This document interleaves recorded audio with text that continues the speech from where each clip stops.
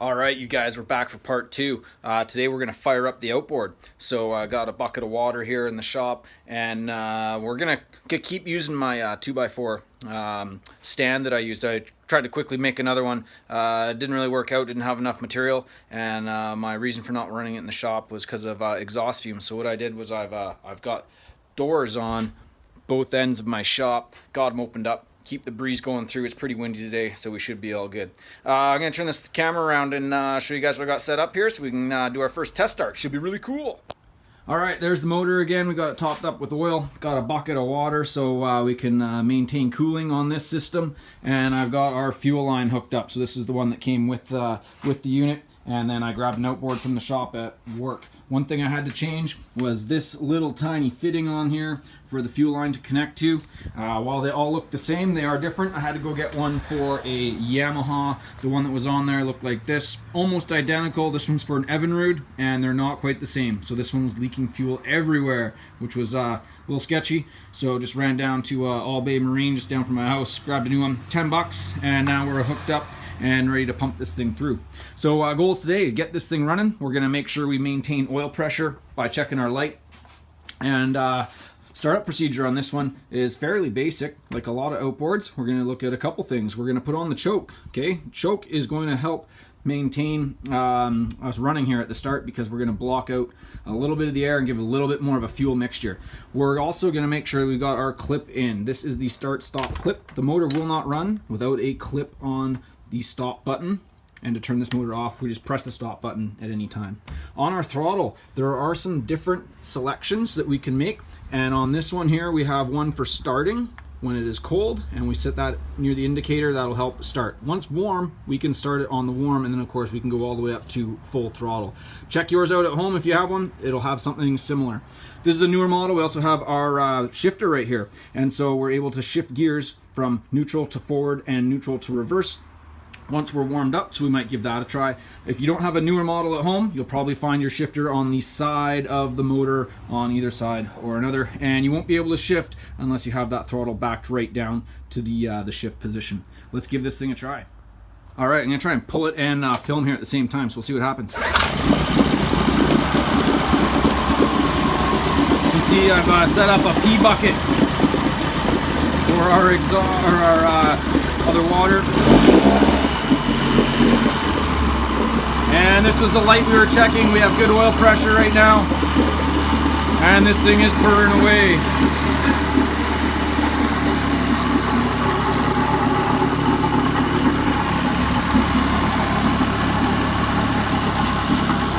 Running as it should for a brand new motor. So we're going to be looking for any oil leaks that don't seem to be regular on this one right now.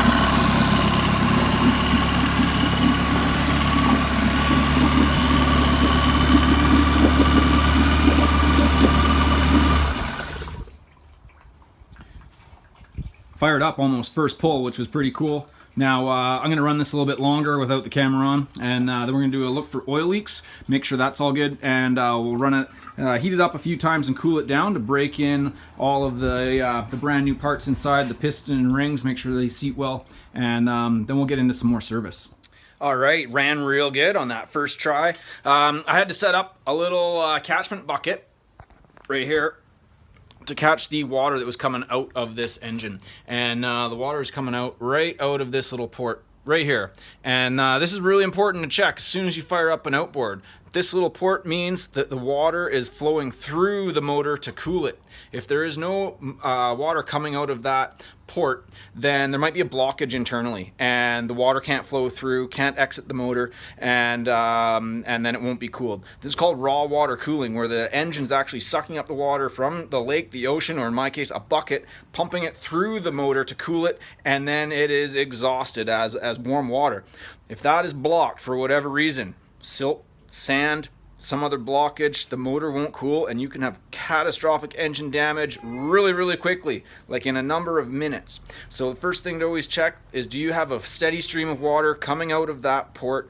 It should be nice and solid. If it's just dribbling a little bit, it means there's probably a blockage and there's going to be a big problem. Today we're going to go over monthly checks you can do on your outboard, seasonal checks, so once a year, and a little bit of other maintenance that you can do. We're also going to look at some flushing of the cooling system after the engine's been running in salt water to clean that up as well. Let's get going. All right, so monthly service. First checkpoint, what you want to be doing is having a look at the cylinder head gasket, which is right in here. This is where the top of the cylinder head meets the base of the housing, and we want to check for any corrosion or leaks at the head gasket. We got to check all the way around. Very good visual check. If anything's leaking, that's going to have very bad motor problems, and you'll have to get that looked at further. We're brand new, so that's all good. The other thing you want to check, all your electrical connectors. Make sure nothing is really badly corroded. If it is, take it apart. You can clean it or replace the entire connector to make sure that everything's going to function properly. Okay, second thing you want to check is the throttle and shift linkage. This one runs all the way through the tiller arm and into the motor, and we want to make sure that this is lubricated. These things can seize up due to corrosion all the time. You can see there's lots of moving parts in here. Here's a little one down at the bottom with some grease on it, and this from the factory is not greased very well. So I'm actually going to put more grease on that linkage right there. There's some more internally that moves as well when I'm rotating the throttle, so I'm going to put some more grease on this because it's just not that well done. As well, down inside you can see right in there, that's a bunch of grease that's been put on the shift linkage, which I can't shift right now because the motor's not running, but it's just put on there really poorly. So I'm going to get a brush and some blue grease, and I'm going to go through and redo the grease on all of this and show you what it should look like to make sure that the stuff isn't going to corrode anytime soon. This is something that has to be checked monthly. So I've got some waterproof grease that I'm going to use and a little brush, and I'm going to go and fix up all those spots on the tiller arm for the throttle linkage and shift linkage. Make sure it's well greased up. So I've added some grease here in blue to all of my throttle linkage, shifting linkage, in the tiller arm as well. So this thing is ready to go. And and also the choke needed a little bit of extra. Okay, third thing to check for monthly checkup, all fasteners are nice and snug. Anything that's attached to the power head. The power head is the entire cylinder, or cylinder head itself, and the entire body below it. So anything that's bolted on there can vibrate loose, so I want to go ahead and check things. Lots of times there'll be similar size fasteners. Like here's our fuel pump on here, right? So we want to make sure that that's on. I needed a different socket for that. Here's one here for some of our electrical. We want to make sure these are nice and tight, and just check all the loose fittings. It's pretty easy to do. Okay, fourth thing to check, make sure all your electrical connections are nice and secure and that all the leads are going where they should be and nothing's going to get hung up on anything else. That includes other extensions, spark plug leads as well.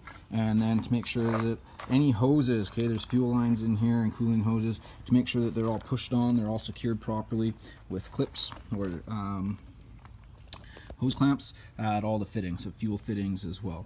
The fifth thing you can check is a fuel strainer. Now I don't have a fuel strainer on this one, I actually have an inline fuel filter, but this can be checked for dirt and debris. If it's dirty, you can replace it. It's really easy to do, just a couple of clamps and it comes right out. Sometimes there'll be an inline strainer going from the fuel hose as well, and you can see that in some of the pictures in the textbook. Now this outboard doesn't have a battery with it, but if you did have a battery, you want to check that. If it was the type of battery you could top up with more electrolyte fluid, which is basically water, you can do that. And of course corrosion is the worst part of a battery, so that's another check on all the terminals. Sometimes motors won't even turn over if they are too corroded. Okay, I've flipped the motor up because the last thing to check on your monthly checklist is your anode, or zinc as it's sometimes called. This is a sacrificial part that will be devoured by electrical currents and stray currents in the water instead of your boat motor. You'll find these in different shapes and sizes all over boats and metal pieces that are going to be submerged underneath the waterline. They're on prop shafts, they're on struts, and they can be different shapes and sizes. Sometimes they're big triangles, but they will wear down. If they are gone, then these stray currents will start eating up other parts of the metal. So this is a sacrificial one. We'll be talking more about this in a future unit, in our metals unit for marine repair. All right, so 7 monthly checks. Those are pretty easy to do, along with daily checks that you guys can check out in the textbook. It goes over fuel lines, making sure there's no fuel leaks, that kind of stuff. The basics. Okay, moving on. We're going to look at Seasonal maintenance this is a little bit more involved. This is where some tear down can happen. I'm not going to do all the tear down on this motor, not this year, but I'll go and point over some of the few things that can be done and show you some of the accessories that I have on hand to do seasonal maintenance. If you guys have outboards at home and you have permission from parents to work on them, this is some stuff that maybe you would want to try. Make sure you have the right tools. Make sure you have a manual or some help online before you start diving into a project like some of these ones. All right, let's get started. Okay, first seasonal one, lube all the engine pivot points. So that's going to be our main pivot here on the tiller steer. You can see there's lots of grease there already. I'm not going to bother with this one. And quite often there'll be a fitting where you can actually put on a grease gun. These are called Zerk fittings. I believe there is one right here. Looks like that. You'll see them in the automotive world. I don't have a grease gun on me, but that would help lubricate this entire pivot shaft. Some other important ones on this motor: tiller handle. Okay, the tilt here also I believe has a Zerk fitting on there. And some other really important ones that are often overlooked. If you have clamps like this, these need some grease on them. And I'm actually going to redo those ones because I missed that one when I was greasing some of the other points on the last check. First thing though, all moving parts, grease them up.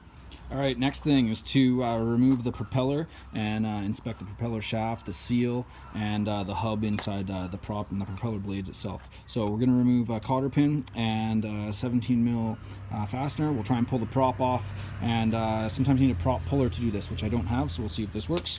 Also, a block of wood to prevent the propeller from actually spinning, which is a little bit tricky. This can be difficult on a larger boat if there's lots of corrosion. We're also going to check for any fishing line that's all caught up around the propeller. This is really common and can ruin the seal down here, and then we leak out all your gear case oil. Okay, I pulled the propeller. It was fairly easy because this motor's brand new, and the prop shaft was actually really dry, so I put some waterproof grease on that.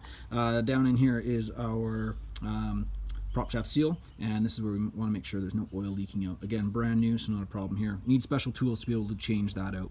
These ports here, if you weren't aware, that's where the exhaust actually comes out from when the motor's running, so it comes out of the propeller.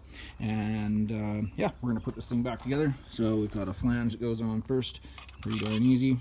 Always good to remember which way you put these things on. And then the propeller itself, inside this propeller, it's a little hard to see, there's a black rubber ring, and that is a big shock ring for if the propeller was to hit anything. We need to make sure that that is all one piece. They can wear out as propellers get older, and then you can replace them. All right, propeller is back on, and finally, washer, our nut that we're going to tighten up, and then a cotter pin to go through here. Really important we put that on so the nut doesn't fall off. You can imagine what would happen if that nut fell off and the propeller fell off. So we'll line this one up and put this one right through to secure it. I'll get it set up and I'll move on to the next part. All right, the third thing you need to do for your seasonal maintenance is change the oil in the lower leg. This is like changing the transmission oil in your car. So we can get water and stuff in there, which isn't good, obviously, so we want to check this and drain it. So we have actually two oil plugs here. We have this one here, which is the drain and the fill plug, and then we have this one here, which is the check level plug. And so what we would do is remove this one and have the leg straight down so all the oil would drain out. To allow for a better flow, we would release this one. That gets rid of any airlock inside and will drain out all the oil. So you need a big pan to do that. I don't have that stuff here, but I do have the attachment that you would need to put on here to refill. So I'm going to put the leg down and I'm going to show you these little things right here. All right, with the leg down, you could imagine that we've taken this fastener right out and drained all our leg oil. We've also removed our filling bolt so that we can see how much fluid to actually put back in. To put the gear oil back in, you need a special little pump, and this has a couple of fittings that will fit different outboards. And these small fittings attached to the end of the pump will screw into the opening of where the fastener came out from. That way we can actually put the pump inside the oil. We'll screw it down, and then we can start to pump the oil back into the leg. To know how much, you leave this bolt undone and you continue pumping until you just get a little trickle coming out, and then the leg is full and we put in both fasteners again, and we'll have fresh gear oil. It's not that challenging to do. Okay, fourth and fifth thing you need to do. Fourth is check your thermostat. This one's actually under here, and this monitors the water temperature. Mine's brand new, obviously. You'd have to look up your make and model, find out where your thermostat is, make sure it is not corroded. And the fifth thing is to flush the cooling system. And this one actually has two ways of doing it. This is a more modern version, which has its own hose bib attachment, and we can attach a garden hose and flush the entire cooling system without the motor even being on. So I'm going to hook up this garden hose here, and I'll show you what it looks like to flush the system. This would be a great thing to do after running in salt water. Should do that almost every time after running in salt water to prevent corrosion, but should be done at least seasonally, regardless of what you're running your motor in. Okay, very nice. We got water exiting the system, good strong flow. We've got water coming out our intake ports here at the bottom of the lower unit, coming out the exhaust as well. This is a wet exhaust, and now we're flushing the entire system without it running. Pretty great. What we're going to do next is put on earmuff style cooling flushers. They're going to mount right onto the side of the leg unit and provide water directly into the leg unit. We have to be running the motor to use this one because there's a small rubber impeller inside here which spins to push the water through the entire system. If we didn't run it, it wouldn't go all the way through. So another way to do it, or the bucket way, like we've done at school before. Okay, other method, we had to add a clamp to my earmuffs because they're not the right shape for this model. But we got good steady flow now, and we're running it with the impeller. Obviously a good sign the impeller is working, because that's the next thing we want to check on our seasonal service. Alright, so things flushed out well. Obviously our water pump impeller is working because we're getting a lot of good water flow coming through our whole cooling system. If we weren't getting good flow, we would have to drop the lower leg and potentially replace the impeller, which is basically a round rubber impeller with little arms on it that pushes the water through the entire system. The little rubber arms can bend, break off, get stuck in the system, clog it up, and so it is a good idea to replace them every so often, especially if your water flow is not good. We'll look at that one next time in the shop. Next two things to do are to replace the spark plugs. They should be done at least once a year. You can do that by removing the cap. Mine came with the spark plug wrench, which fits in easily. You might need a different one for your model, and then we can remove those spark plugs and give them a next inspection. If they are old, it is a good idea to replace them. Spark plugs do wear out. In fact, my dad's boat wouldn't run one year because he had never replaced the spark plugs. Put in new spark plugs, ran like brand new, which was good. They're easy to put in and out. Make sure you don't strip them, you can wreck the whole motor. And make sure you put in the same ones as recommended by your manufacturer. It's going to have the number right on the actual spark plug itself. Inspecting this one's brand new. I mean, it looks perfect. It's golden brown as it should be. If you're getting weird colors, it's all black. It's probably burning way too much fuel. If it's all baked white, something's wrong with your motor. Probably getting too hot, not enough cooling happening with that engine. The other thing you could do is do a compression test. I don't have that tool here. A compression tool can fit a thread right in here, and we can crank the motor over and see what compression we're getting. There'll be a standard for your make and model depending on what it is, and if the compression's too low, it means new rings or new piston and rings probably need to be put in, which is a complete overhaul of your motor, and then you have to decide if it's worth it or not. Last few seasonal checks. If you did have a battery, as mentioned before, you could check that one over or even replace it. And of course, checking out your fuel system, making sure that all fittings are fitting properly, so you have the right ones. Like I just had to get this one yesterday for a Yamaha fitting. The hose clamps are still secure, that the line itself doesn't have any cracks or leaks in it, that the primer bulb is functioning properly, and then we don't have any leaks where it's actually fitting into the engine itself. In this fuel line, you could have a water separator. Sometimes you'll see that in boats where you can change out the filter to make sure that no water is actually getting into to your fuel. Finally, you need to check your steering system. This being a tiller model, meaning you steer with the actual outboard, there's nothing to really check. But if you had this rigged to runabout boat with its own steering system, either cable or hydraulic, you want to make sure that that is all functioning properly as well as part of your service. Now we've been checking out this Yamaha 9.9 4-stroke. If you did have a 2-stroke model and it had an oil injection pump, which we do have on our 100-horse Mercury at the shop, there's actually a big container that fits right onto the side of the motor that holds the 2-stroke oil, which is needed to mix with the gas to ensure lubrication of the motor parts. Sometimes these oil injection tanks and pumps can fail, they don't work, and so you need to make sure seasonally that those things are actually pumping oil, or you can cause a seize in the motor without a proper oil and fuel mix.